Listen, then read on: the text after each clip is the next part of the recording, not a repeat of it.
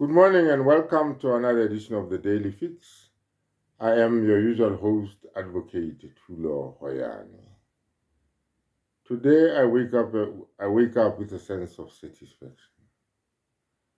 I was a bit dejected yesterday after hearing of the passing away of Advocate Mngomezulu.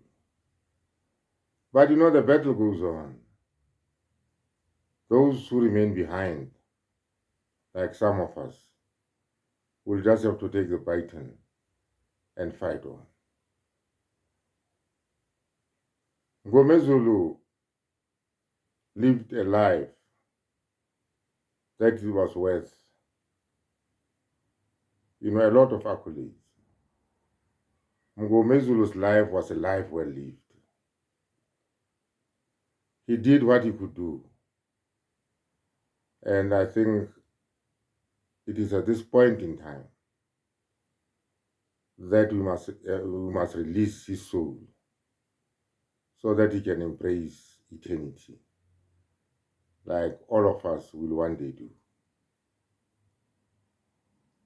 I will always remember Advocate Thulani Mngomezulu for the fighting spirit that he displayed in court, in spite of the many obstacles that were put in his way. Mngomezulu, like a true warrior of this profession, fought until the very end. You will recall that he was due to, in a matter of a day or so, he was due to start cross-examining on behalf of his client. And the man, I can assure you, had he survived, had he lived, was up to the task. We could have seen fireworks in that courtroom. But like I said earlier on, let us release this soldier. Let us release this child of God to embrace eternity. Let us leave his soul, or let his soul rest in peace. Let us get back to the business of the day. The business of the day is, there's something very worrying around this trial. Too many people have just lost their lives. About 9 witnesses are reported to have lost their lives in circumstances which are still not very clear up to this point. But in my 30 years plus of practice, I must confess I've never seen 9 or more witnesses die in one trial. I don't think it's a coincidence. I think some of these deaths are worth investigating. The latest casualty of the Meyiwa trial is Advocate Thulani Mngomezulu. It is very tragic indeed that everyone associated with this trial, especially those of us who are pushing the narrative that there were no intruders in that house, seem to disappear from the face of this earth under circumstances which I maintain must be investigated. Cannot be a coincidence that so many people so closely associated with this case have died under questionable circumstances. A lot of you have been giving me a lot of comments about advocate, be safe, make sure that your life is safe.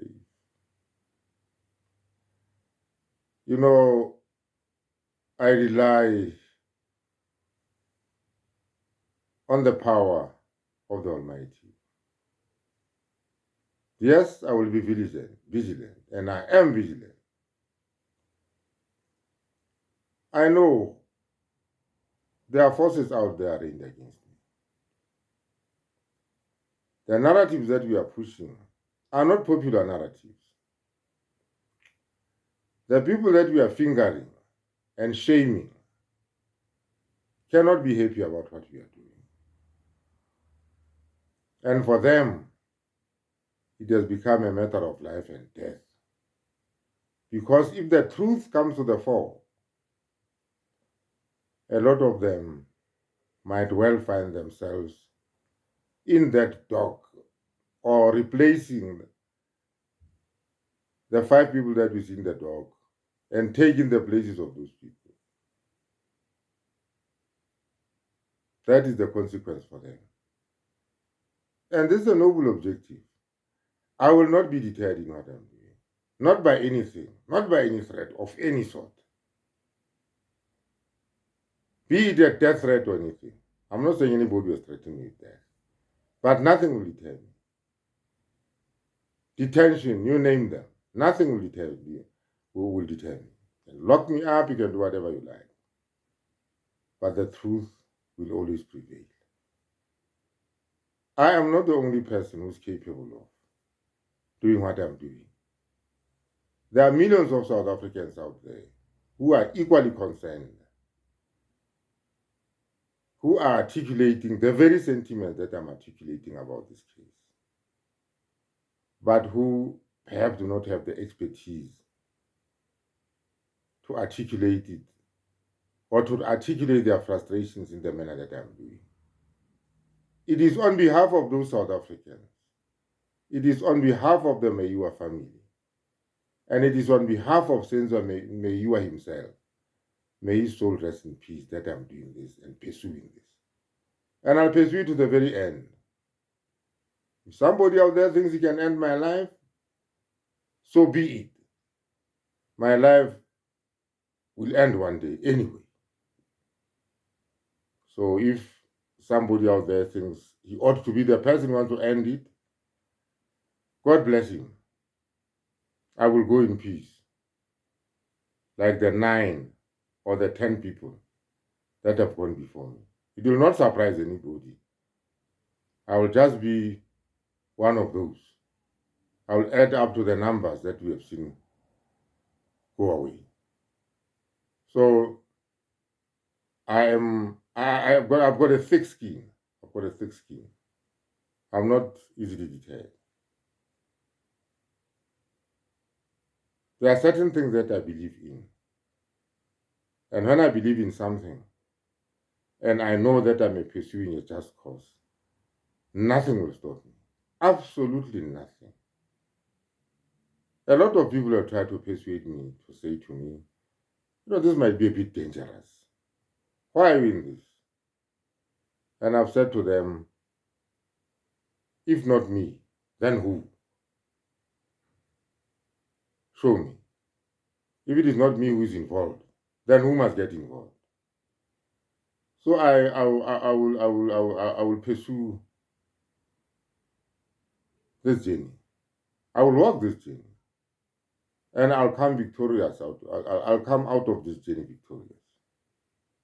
If I don't, those who follow after me will take the battle forward.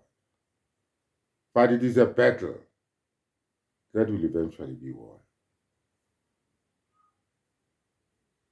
We will follow. We can assure people like Mngomezulu that Tulani will do everything in our power to ensure that the efforts that you put into the defense of those people that we see in the dock in the Pretoria High Court were not in vain.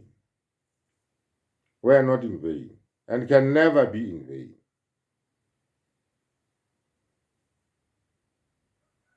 We still have to look into the circumstances surrounding the illness of Mngomezulu.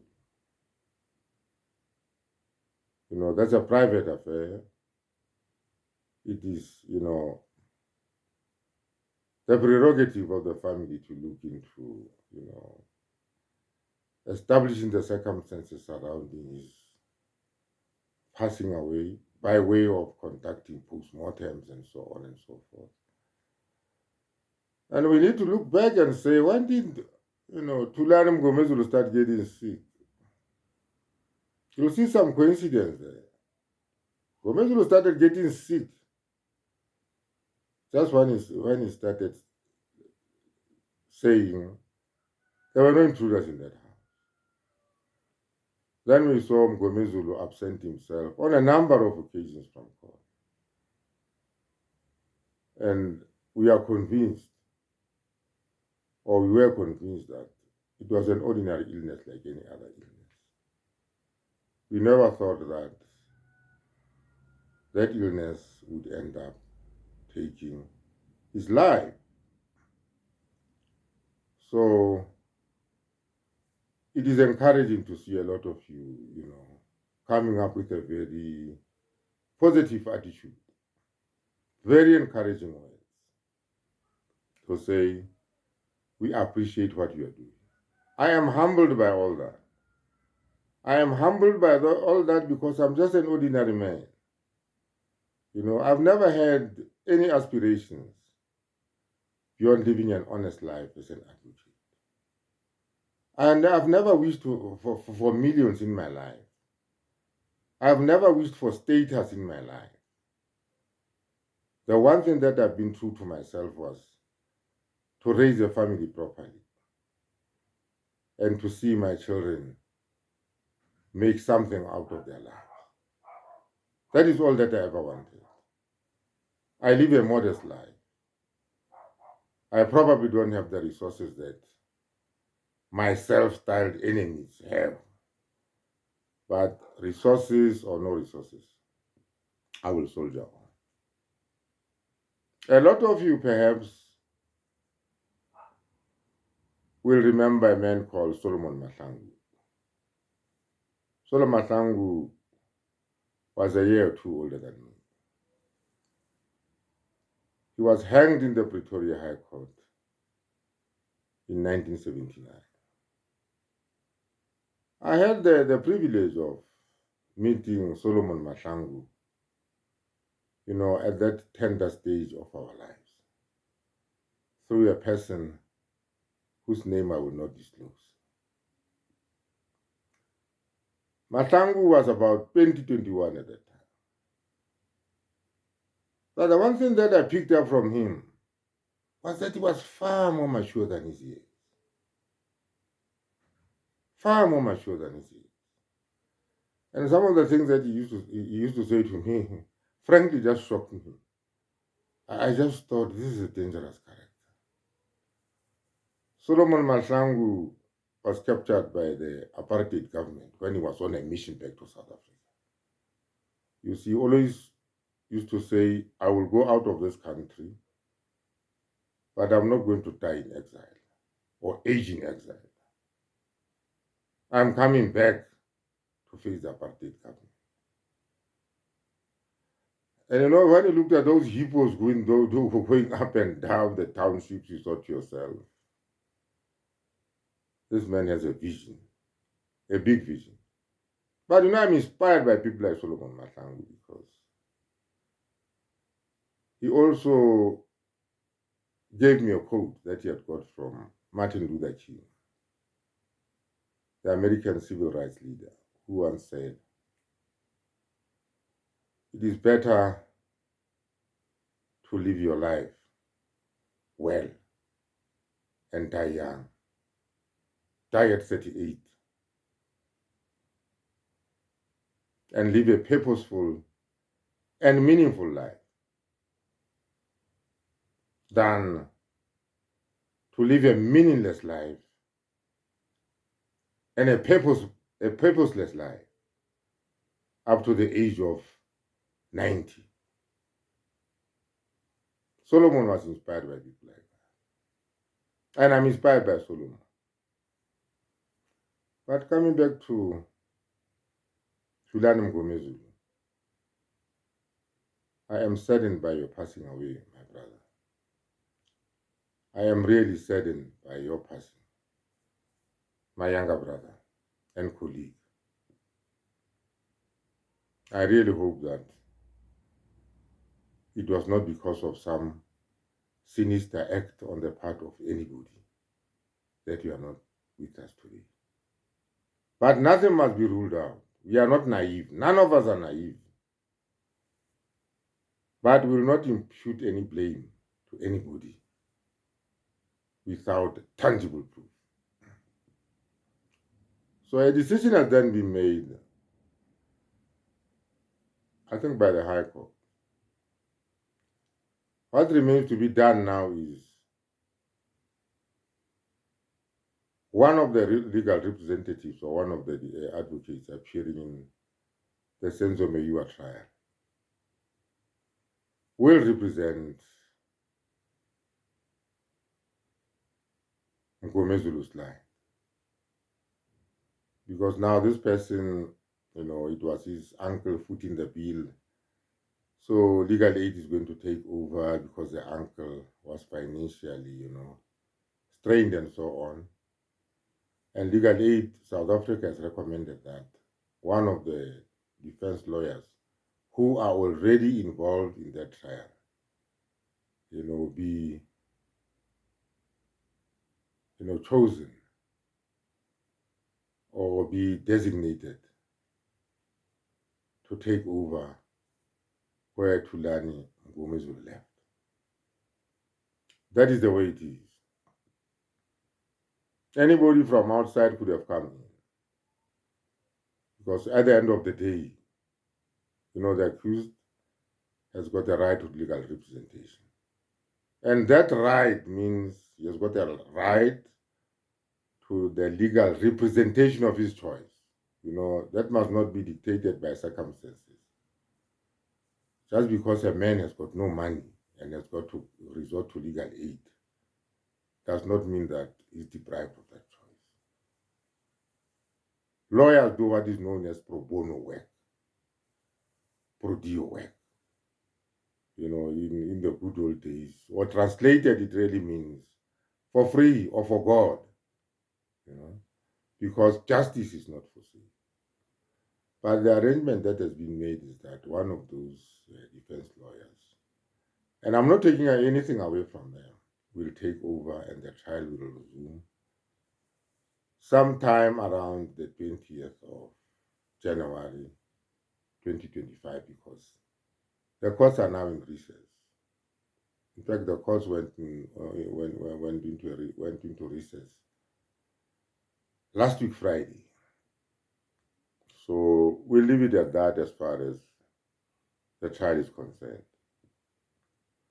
But there's still a lot. I still have a lot for you to look into in the months between now and the 20th of January, or in a period of slightly in excess of a month. We'll look into these matters. Try and understand them, and dissect them. I like using the word dissect, and fully understand them, so that going forward, we are all on board and have a common understanding of the issues involved. Having said that, there's an initiative which the Daily Fix has taken.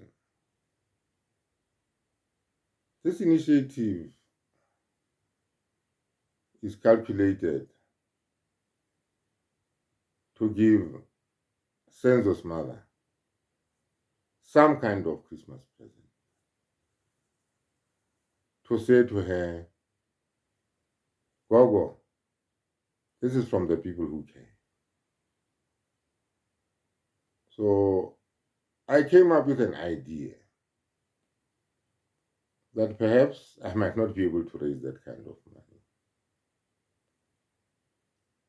And perhaps what we could do is, or what I will do, or what I propose to do, is to print collar t-shirts with a picture of Senzo Meyiwa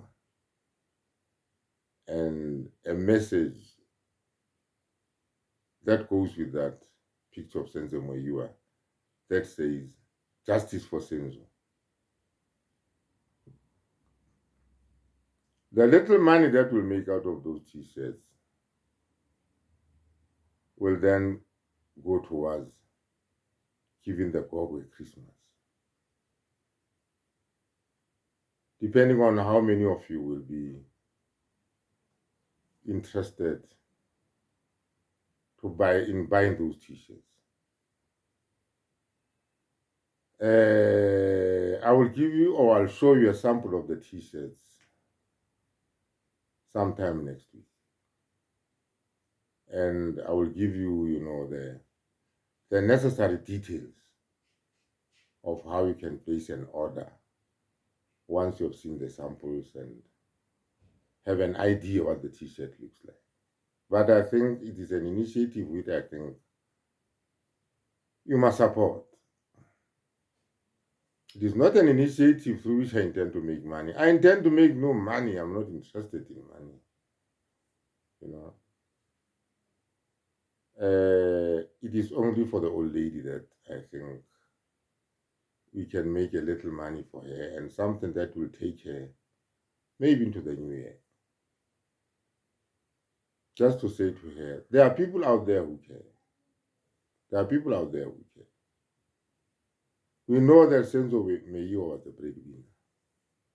It has been very tough for you for the last 10 years. But there are total strangers out there who really care and who want to make a difference. So let me give you my WhatsApp number. And if you're interested in placing an order, please get in touch with me. Here is the number. And I'll say it slowly. The number again is 063 640 4329. Let me repeat that again because a day or two ago I got it wrong. I don't know why.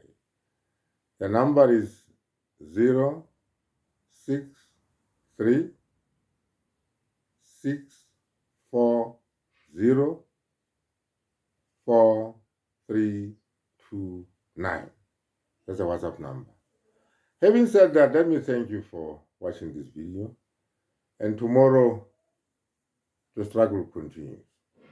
We look into other aspects of, the Senzo Meyiwa trial, especially the way in which it is being conducted. The fairness or unfairness of it.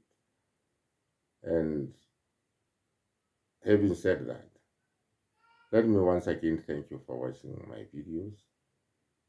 The views are coming in satisfactorily, and so are the subscriptions. Please kindly subscribe. Let us make every view a subscription.